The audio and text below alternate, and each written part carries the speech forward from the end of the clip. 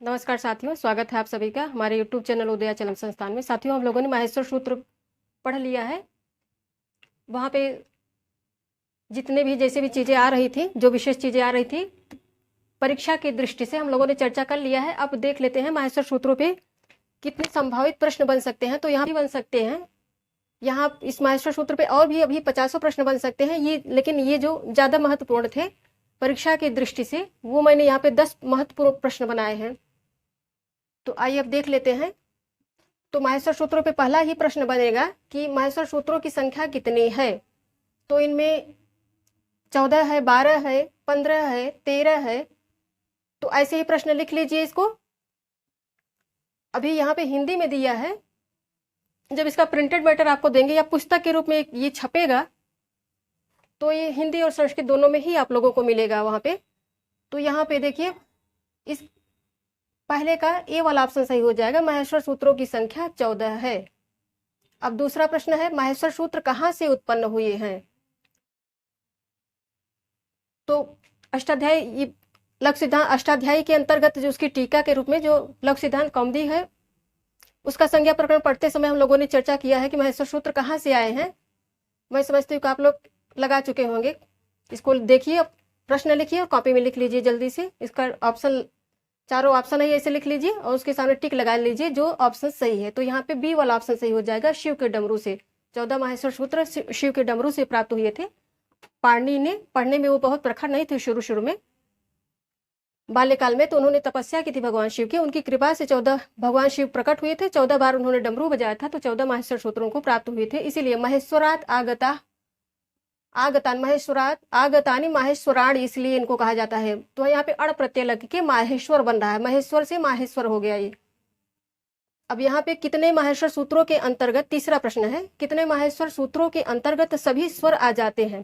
अब ये देखिए, प्रत्याहारों 14 माहेश्वर सूत्रों के अंतर्गत जो उनका खूब अच्छे से अभ्यास किए रहेंगे, फट से बता देंगे कि कितने माहेश्वर सूत्रों के अंतर्गत सभी स्वर आ जा रहे हैं। तो यहाँ पे 4 माहेश्वर सूत्रों में, 5 माहेश्वर सूत्रों में, 2 माहेश्वर सूत्रों में, 10 माहेश्वर सूत्रों में। तो ये बाकी सब गलत है, ए वाला ऑप्शन सही हो जाएगा। 4 माहेश्वर सूत्रों के अंतर्गत सभी स्वर आ जाते हैं।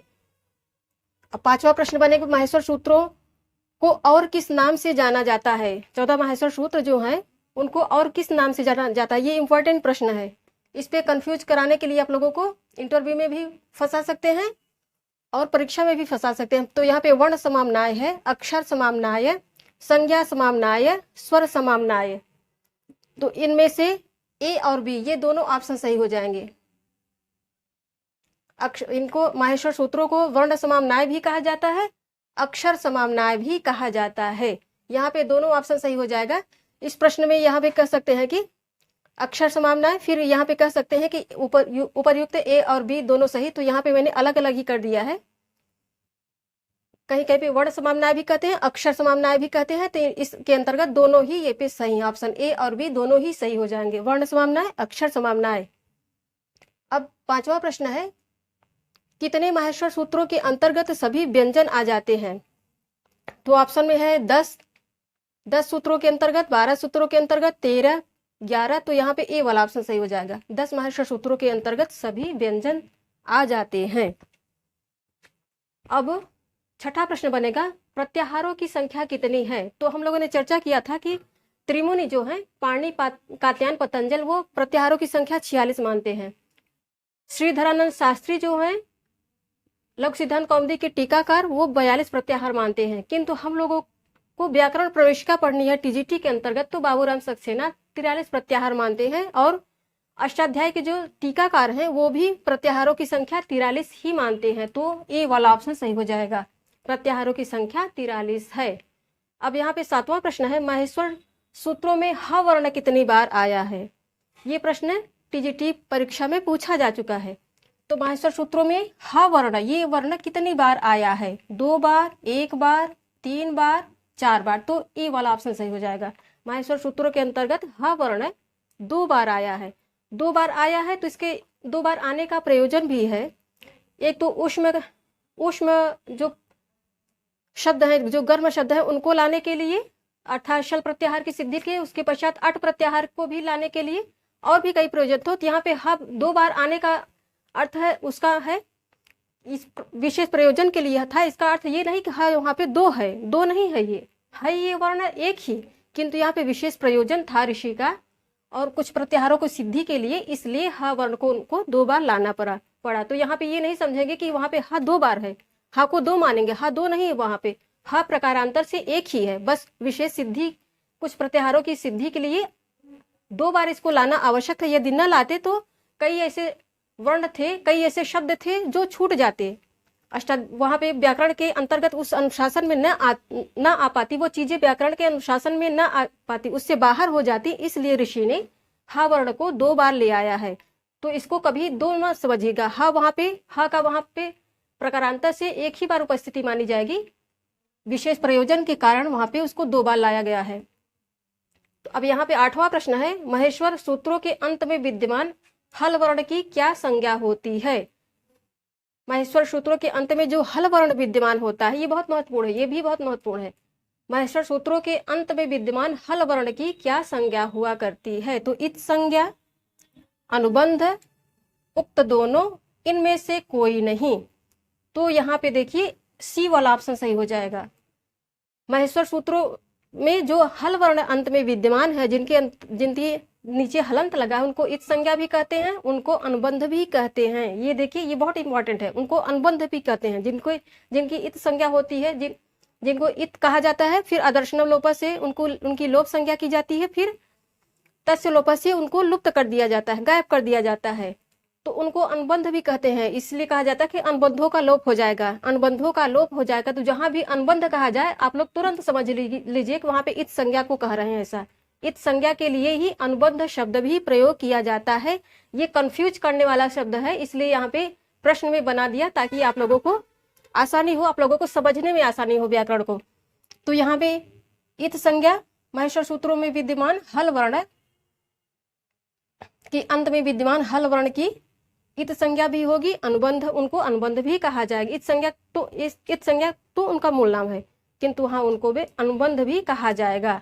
अब यहाँ पे 10वां प्रश्न है, महेश्वर सूत्रों में कौन सा इत संज्ञक वर्ण 2 बार आया है? अब महेश्वर सूत्रों का अच्छे से अभ्यास जो किए रहेंगे, प्रत्याहार बनाने का जो अभ्यास किए रहेंगे, वो फट से बता देंगे, यहाँ पे तुरंत बता देंगे कि कौन सा वर्ण महेश्वर सूत्रों में 2 बार आया। ऐसे प्रश्न यदि परीक्षा में आ जाते हैं तो तुरंत क्या करिए, बुकलेट के अंत में एक रफ शीट दी रहती है, 1 पेज की रफ शीट वहां पे दी रहती है। जब भी परीक्षा में जाइए पेंसिल जरूर ले जाइए, पेन के साथ साथ ब्लैक बॉल पॉइंट पेन के साथ, ब्लू बॉल पॉइंट पेन के साथ ही एक पेंसिल, एक इरेजर जिसको शॉर्पनर जिसको कहते हैं, उसको भी ले जाइए मेटने के लिए। तो ये चीजें आपके पास अवश्य होनी चाहिए। यदि ऐसा प्रश्न वहां पे आता है तो तुरंत बुकलेट के पीछे जाइए, रफ शीट में तुरंत सारे 14 महेश्वर सूत्रों को लिख लीजिए। उसके बाद यहाँ पे इसको गिनिए, अब उसको अच्छे से देखिए तो आप देखेंगे कि अड़वर, ये वर्ड अड़कार जो है वो 2 बार आ रहा है। महेश्वर सूत्रों में अड़कार ऐसा शब्द है जो 2 बार आ रहा है। तो ये इत संज्ञा का ऐसा वर्ण है जो 2 बार आ रहा है, और हा वर्ण ऐसा है जो महेश्वर सूत्रों में 2 बार आ रहा है। तो रिपीट हा हो रहा है, और अंत में इत संज्ञा के रूप में वर्ण के रूप में हा रिपीट हो रहा है, 2 बार आ रहा है, और इत संज्ञा के रूप में ड़कार 2 बार आ रहा है। अब 10वां प्रश्न है, शब्दानुशासन। शब्दानुशासन किस ग्रंथ का सामान्य नाम है? ये भी बहुत इंपॉर्टेंट प्रश्न है, ये कंफ्यूज करने वाला है। कभी कभी लोग पूछ लेते हैं आपके ज्ञान को खंगालने के लिए कि आपने कितना पढ़ा है, संस्कृत की कितनी जानकारी है आपको, ये पूछ लेते हैं कि शब्दानुशासन किसको कहा जाता है। शब्दानुशासन अष्टाध्यायी का ही सामान्य नाम है। पहले व्याकरण का जो मुख्य शास्त्र है उसको अष्टाध्यायी कहते हैं, अष्टाध्यायी का ही सामान्य नाम शब्दानुशासन है। उसको शब्दानुशासन भी कहा जाता है। क्यों? क्योंकि शब्दों का वो अनुशासन करता है, शब्दों को एक नियम के अंतर्गत बांधता है, बांध के रखता है कि आपको इन नियम के अंतर्गत ही चलना है, आपको अपने से अपने इच्छा के अनुसार कहीं नहीं चलना है। इसीलिए इसकी पाणिनि अष्टाध्यायी या संस्कृत व्याकरण की अपनी विशेषता है कि वहां पे एक भी शब्द इधर उधर नहीं होता है, सब एक अनुशासन के अंतर्गत चलते हैं। इसीलिए सूत्रों के आधार पर पूरा ग्रंथ लिखा गया है, सूत्रों से अनुशासित किया गया है संस्कृत व्याकरण को, इसलिए इसको शब्दानुशासन कहा गया है। ये अनुशासन में, सदैव अनुशासन में रहा करता है। महाभाष्य है तो महाभाष्य अष्टाध्यायी पे पतंजल ने ऋषि पतंजल ने उस पर महाभाष्य लिखा है, और बहुत ही ललित शब्दों में, बहुत ही सरल शब्दों में, इसलिए उसको महाभाष्य कहा जाता है। कात्यायन ने उस पर वार्तिक लिखा था, इसलिए उसको उनकी टीका को वार्तिक कहा जाता है। और इसीलिए अष्टपाणिनि और कात्यायन, पतंजलि, इन तीनों को मिला के त्रिमुनि कहा जाता है। व्याकरण शास्त्र में त्रिमुनि कहा जाता है, 3 मुनि। तो ये हो गया संभावित प्रश्न प्रत्याहारों, माहेश्वर सूत्रों पे 10 प्रश्नों का अभ्यास हम लोगों ने कर लिया। साथियों, ये प्रश्न बहुत अच्छे हैं, इसको ऐसे ही लिख लीजिए, नोट्स बना के लिख लीजिए। अब संज्ञा प्रकरण पे और भी प्रश्न बनेंगे, तो सारे प्रश्नों की सूची यहाँ पे ऐसे ही लिख के अभ्यास कर लें। साथियों, लोग प्रत्याहारों पे संभावित प्रश्नों की श्रृंखला का अभ्यास कर रहे हैं, तो ये 11वें प्रश्न नंबर से है ये प्रश्न। शेष 10 प्रश्नों का अभ्यास कर चुके हैं, ये उसके बाद का है। तो 11वें नंबर का प्रश्न है, व्याकरण शास्त्र में उपदेश किसे कहते हैं? उपदेश ये शब्द आया है, तो यहाँ पे ऑप्शन में है, आद्यों के उच्चारण को उपदेश कहते हैं, मुनियों के उच्चारण को उपदेश कहेंगे, सूत्रों के उच्चारण को उपदेश कहेंगे, इनमें से कोई नहीं। तो ये बाकी सब ऑप्शन गलत है, ए वाला सही हो जाएगा। आद्यों के उच्चारण को उपदेश कहते हैं।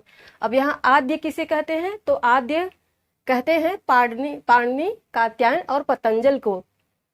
पाणिनि, कात्यायन, पतंजल ने शास्त्र से संबंधित जिन जिन चीजों को शास्त्रों से, इस व्याकरण शास्त्र से संबंधित जो भी चीजें उन्होंने पहले उच्चारण की अपने मुख से, वही सब आके उपदेश हो गए। तो यहाँ पे उपदेश कहेंगे आद्यों के उच्चारण को।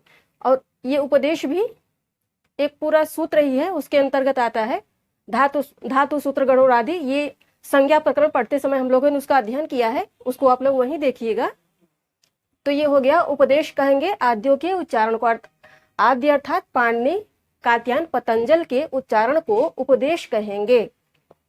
अब यहाँ पे 12वां प्रश्न है, व्याकरण शास्त्र में त्रिमुनि किसे कहा जाता है?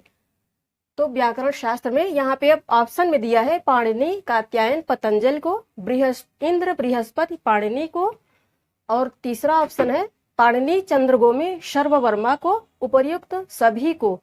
तो इसमें बी से लेकर डी तक सारे ऑप्शन गलत हैं, ए वाला ऑप्शन सही हो जाएगा। व्याकरण शास्त्र में त्रिमुनि कहे जाते हैं पाणिनि, कात्यायन और पतंजल। पाणिनि ने अष्टाध्यायी लिखी है, और कात्यायन ने वार्तिक लिखा है। वार्तिक किस पे लिखा है? उसी पाणिनि के अष्टाध्यायी ग्रंथ पर लिखा है। उस ग्रंथ में जो कमियां रह गई थी, जो सूत्र अस्पष्ट थे, बहुत कठिन थे, तो लोक को समझाने के लिए इन्होंने उस पर टीका लिखी, उसी को वार्तिक कहा जाता है। कात्यायन ने जो टीका लिखी पाणिनि के ग्रंथ में, उसको वार्तिक कहा जाता है। फिर उसी अष्टाध्यायी में और उसको और लोक के लिए सरल बनाने के उद्देश्य से महर्षि पतंजल ने उस पे भाष्य लिखा, महाभाष्य नामक ग्रंथ लिखा, टीका के रूप में, व्याकरण इसकी अष्टाध्यायी की टीका के रूप में ही। तो इसीलिए यहाँ पे व्याकरण शास्त्र में पाणिनि, कात्यायन और पतंजल त्रिमुनि के रूप में प्रख्यात हैं। तो 12वें का ए ऑप्शन सही हो जाएगा। अब यहाँ पे 13वां प्रश्न है, प्रत्याहार संज्ञा विधायक सूत्र कौन सा है? प्रत्याहार संज्ञा कौन सा सूत्र, या ये इस तरह से भी कह सकते हैं कि कौन सा सूत्र प्रत्याहार संज्ञा करता है? तो यहाँ पे ऑप्शन में है, आदिरंत्येन सहेता, उकालो झ्रस्य दीर्घ प्लुतः, अदर्शनम लोपः, उपर्युक्त में से कोई नहीं। तो यहाँ पे अदर्शन लोप, यह लोप संज्ञा करता है, तो ये बी वाला ऑप्शन नहीं होगा। डी वाला भी गलत है। उकालो झ्रस्य दीर्घ प्लुतः, यह भी गलत है, क्योंकि यह ह्रस्व दीर्घ प्लुत संज्ञा करता है अक्षरों की। तो यहाँ पे आदिरंत्येन सहेता, ये ऑप्शन सही हो जाएगा। 13वें का ए सही है। तो प्रत्याहार संज्ञा विधायक सूत्र है आदिरंत्येन सहेता। अब यहाँ पे 14वां प्रश्न है, प्रत्याह्रियन्ते संक्षिप्यन्ते वर्णा यत्र स प्रत्याहार। इस व्युत्पत्ति के अनुसार प्रत्याहार किसे कहते हैं? यहाँ पे ऑप्शन में दिया है, जिसमें संक्षेप किया जाए, जिसमें विस्तार किया जाए, जिसमें यथास्थिति रखी जाए, उपर्युक्त में से उपर्युक्त कोई नहीं। तो यहाँ पे प्रत्याह्रियन्ते संक्षिप्यन्ते वर्णा यत्र स प्रत्याहार, इसका अर्थ है कि जिसे संक्षेप किया जाता है वही प्रत्याहार है। तो इसमें ए वाला ऑप्शन सही हो जाएगा। जिसमें संक्षेप किया जाए उसे प्रत्याहार कहते हैं। तो 14वें का ए वाला ऑप्शन सही हो जाएगा। अब 15वां क्वेश्चन है, प्रश्न है, सभी व्यंजन वर्ण किस प्रत्याहार के अंतर्गत आ जाते हैं? सभी व्यंजन वर्ण किस प्रत्याहार के अंतर्गत आते हैं? यहाँ पे सिर्फ व्यंजन कह रहे हैं, स्वर नहीं कह रहे हैं। तो सभी व्यंजन वर्ण किस प्रत्याहार में आते हैं? यहाँ पे हल प्रत्याहार है, झल प्रत्याहार है, खर है, अल है। तो यहाँ पे ए वाला ऑप्शन सही हो जाएगा। हल प्रत्याहार के अंतर्गत सारे व्यंजन आ जाते हैं। संस्कृत वर्णमाला के सारे व्यंजन वर्ण हल प्रत्याहार के अंतर्गत आ जाते हैं। ये हो गए 15 प्रश्न। अब शेष 5 प्रश्नों को हम लोग फिर देख लेते हैं। आइए अब हम लोग प्रत्याहारों पे जो संभावित प्रश्नों की श्रृंखला है, तो आगे के प्रश्न देख लेते हैं। तो ये 16वें नंबर का प्रश्न है, इत संज्ञा का फल क्या होता है? तो यहाँ पे है लोप होना, अस्पष्ट होना, सुना जाना, उपर्युक्त सभी। तो इत संज्ञा का फल यहाँ पे लोप होना होता है। ए वाला ऑप्शन सही हो जाएगा। इत संज्ञा का फल है इसका लोप हो जाना। तो यहाँ 16वें का ए ऑप्शन सही हो जाएगा। अब 17वां प्रश्न है, सभी ऊष्म वर्ण किस प्रत्याहार में आ जाते हैं? सभी ऊष्म वर्ण किस प्रत्याहार में आते हैं? तो यहाँ प्रत्याहार का अभ्यास आवश्यक है। यदि नहीं भी है तो तुरंत 14 माहेश्वर सूत्र लिखिए और प्रत्याहार बना के उन वर्णों को गिन के तुरंत बता दीजिए कि इस प्रत्याहार के अंतर्गत ये वर्ण आ रहे हैं। तो यहाँ पे शर में नहीं आएगा, चर में नहीं आएगा, चय में नहीं आएगा। ए वाला ऑप्शन सही हो जाएगा। शल प्रत्याहार के अंतर्गत शख, शह जो 4 वर्ण है ऊष्म वाले, ऊष्म का अर्थ होता है गर्म, अर्थात जिनके उच्चारण के समय प्राणवायु कुछ गर्म हो जाती है या शरीर में थोड़ी गर्माहट आ जाती है, उनको ऊष्म वर्ण कहा जाता है। तो ये शल प्रत्याहार के अंतर्गत आ जाएंगे। अब यहाँ पे 18वां प्रश्न है, अष्टाध्यायी के टीकाकारों ने प्रत्याहारों की संख्या कितनी स्वीकार की है? यहाँ पे त्रिमुनि नहीं है। त्रिमुनि के अंतर्गत पाणिनि, कात्यायन, पतंजलि आते हैं और पाणिनि, कात्यायन, पतंजल अर्थात त्रिमुनि ने प्रत्याहारों की संख्या 46 मानी है, किंतु टीकाकारों का मत उससे उलट है। अष्टाध्यायी के जो टीकाकार हैं उन्होंने प्रत्याहारों की संख्या कितनी मानी है, इस क्वेश्चन में पूछा गया है। तो यहाँ पे 43, 42, 45, 46, 20 से लेकर डी तक सारे ऑप्शन गलत हैं। ए वाला ऑप्शन सही हो जाएगा। टीकाकारों ने, अष्टाध्यायी के टीकाकारों ने प्रत्याहारों की संख्या 43 मानी है। तो 18वें का ए ऑप्शन सही हो जाएगा। अब यहाँ पे 19वां प्रश्न है, लड़ प्रत्याहार में किसकी इत संज्ञा होती है? अभी तक हम लोगों ने देखा कि प्रत्याहार में सदैव जो हल वर्ण होते हैं उनकी इत संज्ञा हुआ करती है। यही नियम हम लोगों ने पढ़ा है, किंतु ये सूत्र उसका अपवाद है।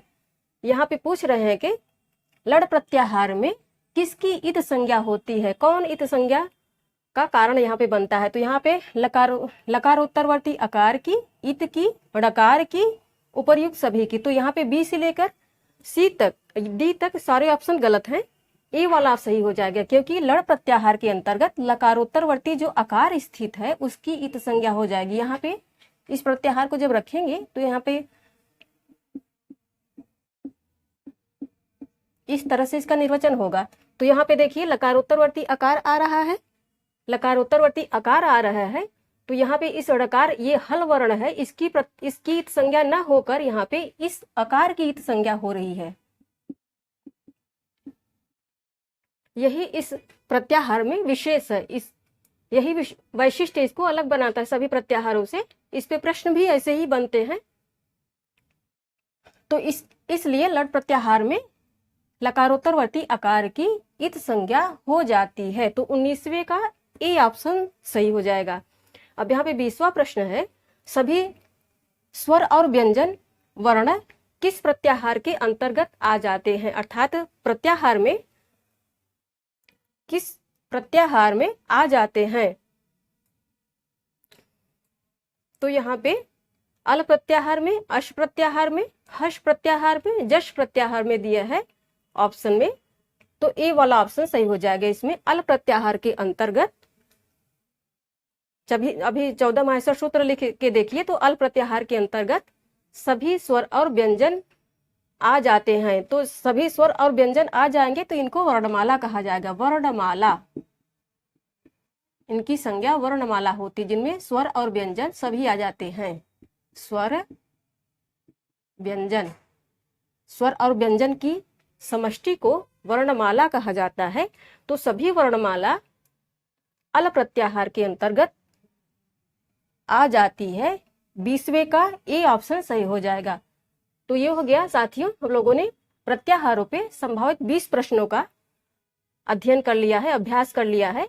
प्रत्याहारों का भी अध्ययन कर लिया है और उन पे जो विशेष बातें आ रही थी उनका भी अध्ययन कर लिया है। उन पे संभावित 20 प्रश्नों का, संभावित 20 प्रश्न और अच्छे संभावित 20 प्रश्न, गंभीर प्रश्न हैं, ये उथले नहीं हैं। तो इन प्रश्नों का भी अभ्यास कर लिया है। इनको ऐसे ही जैसे हम दे रहे हैं ऐसे ही फाइल में नोट करिए आप लोग, फाइल में या नोट्स में, एक कॉपी में नोट करिए, इनका अभ्यास करिए। प्रश्न बहुत अच्छे बने हैं। तो ये अभ्यास रहेगा तो हम लोगों के काम ही आएगा और हमारी तैयारी को भी और अच्छी गहनता प्रदान करेगा। ये हो गया, हम लोगों ने अभ्यास कर लिया साथियों। धन्यवाद आप सभी का।